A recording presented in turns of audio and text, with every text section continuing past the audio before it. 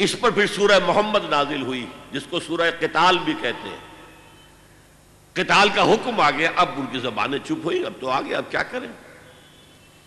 جب وہ صورت اتری تو قرآن مجید میں اسی صورت میں ہے کہ آپ دیکھتے ہیں منافقین کو کہ اب ان کی آنکھیں ایسی پتھرا رہی ہیں جیسے کہ کوئی مرنے والے شخص کی آنکھیں پتھراتی ہیں. اب تو کوئی رہا ہی نہیں حضور.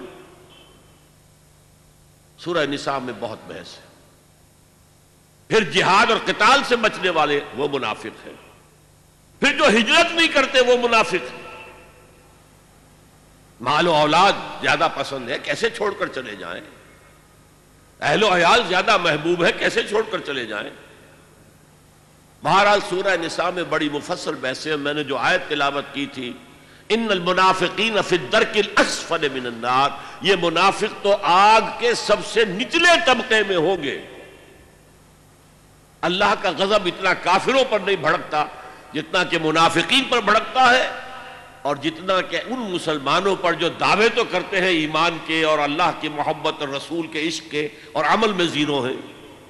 لما تقولون ما لا تفعلون کبر مقتا عند اللہ ان تقولوا ما لا تفعلون. اگرچہ منافق نہیں ہے لیکن بے عملی، اللہ اور اس کے رسول کے احکام سے سرتابی.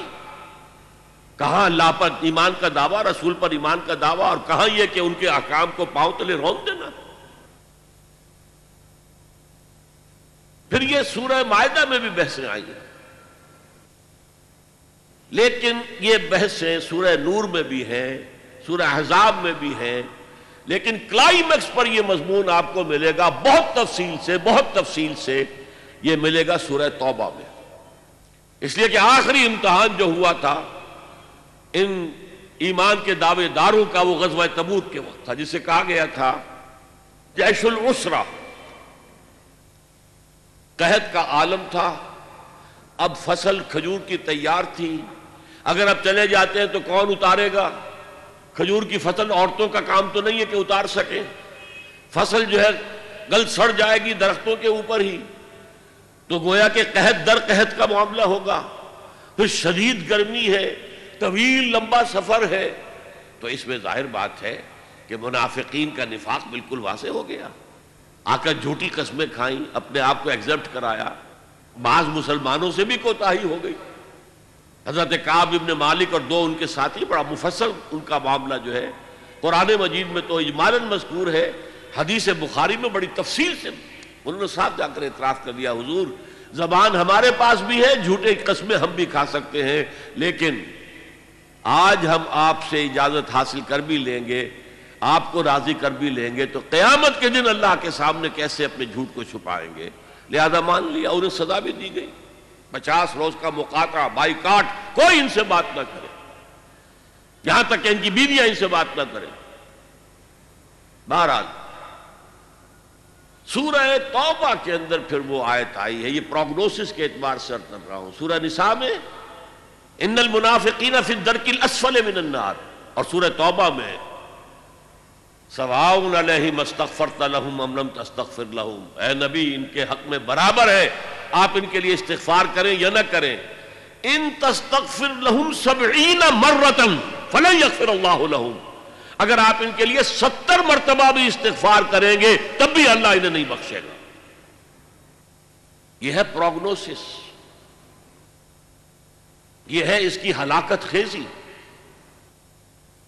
رسول کے استغفار سے محروم، اللہ کی رحمت سے محروم، فی الدرک الاسفل من النار، کافروں سے نیچے ہوں گے، جہنم کے نچلے ترین طبقے کے اندر ہوں. اور جیسا کہ میں نے کہا اس نفاق کا آغاز کیا ہے؟ جان پیاری ہے، مال پیارا ہے، گھر پیارا ہے، اولاد پیاری ہے، تو اللہ کی راہ میں کیسے نکلے؟ بس یہ سبب ہے. اسی میں قدم بقدم پیچھے ہٹے، اور جب پیچھے ہٹ رہے ہیں تو ایمان جو ہے جو تھا اپنے پاس، وہ جیسے برف کی ڈلی پگھلتی ہے، وہ پگھل رہا ہے. ہوتے ہوتے ایمان ختم ہو گیا، کفر کے دائرے میں داخل ہو گئے ہیں، لیکن اوپر ایک ونیئر ہے. ونیئر آپ نے دیکھا ہوگا، دیمک جب کسی کڑی کو یا شیطیر کو کھاتی ہے تو بڑا سمجھدار جانور ہے، چھوٹا سا کیڑا، اوپر جو ہے ایک ونیئر چھوڑتا جاتا ہے تاکہ نیچے والوں کو پتہ ہی نہ چلے کہ یہ تو کھائی گئی، یہ شیطان تو کھایا گیا۔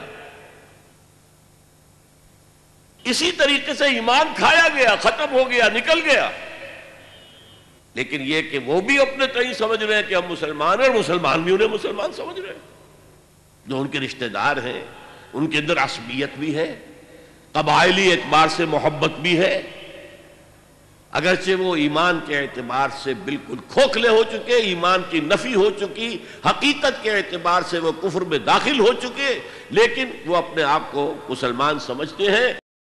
Level they are acknowledged as Muslims.